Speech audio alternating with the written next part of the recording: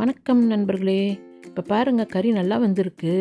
பாத்திரத்துக்குள்ளார பார்த்தீங்கன்னா கொஞ்சம் சொசிஸ் தெரியுதா, அது கூடவே ஒரு பருப்பு வேகுதா.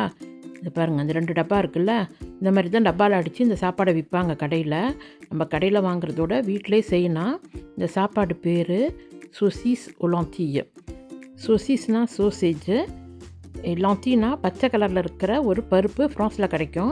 அந்த பருப்பை போட்டு தான் அந்த சாப்பாடை செய்ய போகிறோம். இந்த பாருங்கள், இந்த டப்பாவில் விற்கிது. இந்த பருப்பு தான் நான் செய்கிறேன். அப்படி தான் இருக்கும் அது. இது கூடவே புகையில் வைத்து பராமரிக்கப்பட்ட பன்னிக்கறி சோசேஜ் 4 எடுத்து வச்சுருக்கிறேன். 4 பேருக்கான சாப்பாடு இது. ஒருத்தவங்க 50 கிராம் சாப்பிட்றாங்கன்ற அளவு வச்சு 200 கிராம் பருப்பு எடுத்துருக்கிறேன். இந்த பருப்பை நம்ம ஊற வைக்க தேவையில்ல. இதை நம்ம தண்ணி ஊற்றி ஒரு அலசினா போதுமானது. அப்புறம் பருப்பு அளந்து அதே மெஷர்மெண்ட் அளவுலேயே 4 பங்கு தண்ணி ஊற்றணும். பாருங்கள், 4 வாட்டி தண்ணி ஊற்றிடுறேன். அதான் அதோட அளவு. கோழி க்யூப்னு இங்கே விற்கும், அதை நான் அதில் போட போகிறேன். இது காய வச்சு பராமரிக்கப்பட்ட கோழி எலும்பு சாறு. அதில் உப்பு, மிளகுத்தூள், சில காய்கறிகள், அப்புறம் எண்ணெய் ஊற்றி நிறைய தண்ணி ஊற்றி வேக வச்சு சுண்டை வச்சு க்யூப் வடிவத்தில் இதை நம்மளுக்கு கொடுப்பாங்க. அதை தான் நம்ம போட்டுக்கிறோம். இது கூட நான் கொஞ்சம் ஃப்ரீசரில் கட் பண்ணி வச்சுருந்தேன், ரவுண்டாக கட் பண்ணி வச்சுருந்தேன் கேரட்டை சேர்க்குறேன். நீங்கள் ஃப்ரெஷ்ஷான கேரட் இருந்தால் ஒன்று போட்டுக்கோங்க, ரொம்ப போட தேவையில்லை. இது எல்லாத்தையும் போட்டுட்டு நம்ம இதை மூடி வேக வைக்க போகிறோம். இதுக்கு நம்ம உப்பு போட தேவையில்லை, ஏன்னா அந்த க்யூப்லேயே உப்பு இருக்குது, அதிலே வெந்துடும். இப்போ பாருங்கள், நான் கரெக்டாக சத்தம் இந்த மாதிரி விசில் 5 நிமிஷம் காத்து நின்று நான் இதை நிறுத்திடுவேன். இப்போது ஒரு வெங்காயம் எடுத்து வச்சுருக்கிறேன். இது எஷாலோத்து, ஒரே ஒரு எஷாலோத்து எடுத்து வச்சுருக்கிறேன். அதில் தோல்லாம் நீக்கிட்டு இந்த மாதிரி குட்டி குட்டியாக கட் பண்ணி வச்சுக்கோங்க. இதில் 300 கிராம் பன்னிக்கறி எடுத்து வச்சுருக்கிறேன். இது போதும் 4 பேர் சாப்பிட்றதுக்கு. இந்த மாதிரி பெரிய பெரிய துண்டாக எடுத்து வச்சுக்கோங்க. இப்போது பருப்பு முக்கால் வெந்துருச்சு. இது கூடவே நம்ம என்ன பண்ண போகிறோன்னா, பாருங்கள், ரொம்ப வேகலை, முக்கால் வந்துருக்குது, குழஞ்சி போல். இப்போ இந்த கறியை எடுத்து அதில் போட்டுடுங்க.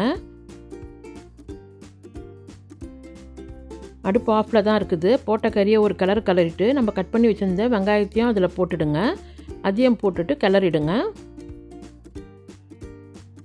இப்போ சொசிஸ் எடுத்து இந்த மாதிரி முள்ளு கரண்டியில் நல்லா குத்தி விட்டுடுங்க. குத்தி விட்டுட்டு அதுக்கப்புறம் தான் அதில் போட போகிறோம். ஏன்னா அந்த தோல் பாருங்கள், கொஞ்சம் கலர் மாறி இருக்கும். இது சாதாரணமாக இருக்கிற சொசிஸ் மாதிரி இருக்காது, ஏன்னா சூடு பண்ணதில்ல. உங்களுக்கு புகை போட்டு இந்த மாதிரி சூடு பண்ணதோட்டு அந்த புகை வாசனத்தெல்லாம் எடுத்து அந்த சொசிஸுக்கே தனி மணமும் நல்ல சுவையும் கொடுக்கும். இது அந்த காலத்தில் பராமரிக்கிறதுக்காக இந்த மாதிரி சூடு பண்ணி வச்சுருப்பாங்க. இப்போ ஃப்ரீசர்லாம் வந்துருச்சு, ஆனால் இருந்தாலும் இதை செய்கிறாங்க, ஏன்னா அந்த வாசனைக்காகவும் அந்த சுவைக்காகவும். இப்போ நான் மீண்டும் ஒரு முறை பாருங்கள் போட்டுட்டு திருப்பியும் திறந்து பார்க்குறேன். 3 நிமிஷம் வச்சேன். இப்போ 2வது முறை இதை நீங்கள் அடுப்புலேயே வேக வச்சு மூடி திறக்குனா, நான் குக்கரில் போடுறேன் குயிக் ஆகட்டும்னு. இப்போ பாருங்கள், கறி அவ்வளோ வேகலை, நல்லா வேகணும்னு சொல்லிவிட்டு திரும்பவும் மூடிட்டு திரும்பவும் ஒரு 3 நிமிஷம் வைப்பேன். 6 நிமிஷம் இந்த சொசிஸ்லாம் போட்டு 6 நிமிஷம் நல்லா வேக வச்சோன்னா கரெக்டாக வெந்துருச்சு. நீங்கள் அடுப்பில் செஞ்சிங்கன்னா கொஞ்சம் டைம் எடுக்கும், மற்றபடி நீங்கள் அந்த மாதிரி குக்கரில் செஞ்சிங்கன்னா குயிக் ஆகிடும். பார்த்திங்களா, கறி சூப்பராக வந்துருச்சு, கையாலே பிச்சுட்டேன். இந்த மாதிரி தான் நான் ஸ்டார்டிங்கில் காட்டினேன் பாருங்கள். இதை செய்கிறதுக்கு தான் ரொம்ப ஈஸியாக செஞ்சு முடிச்சுன்னா. இது மாதிரி பல வகை செய்வாங்க.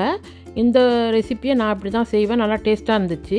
இதை நீங்கள் ரொட்டி வச்சும் சாப்பிட்லாம், அப்படியும் சாப்பிட்லாம். நல்லா இரும்பு சத்து இருக்குது இந்த பருப்பு வகையில். இதை உங்கள் வீட்டில் ட்ரை பண்ணுங்கள். இந்த வீடியோ உங்களுக்கு பிடிச்சிருந்துச்சுன்னா மறக்காமல் லைக் பண்ணுங்கள், ஷேர் பண்ணுங்கள். சப்ஸ்கிரைப் பண்ணி பார்க்காதவங்க சப்ஸ்கிரைப் பண்ணி பாருங்கள். மீண்டும் சந்திப்போம் நண்பர்களே. நன்றி, வணக்கம்.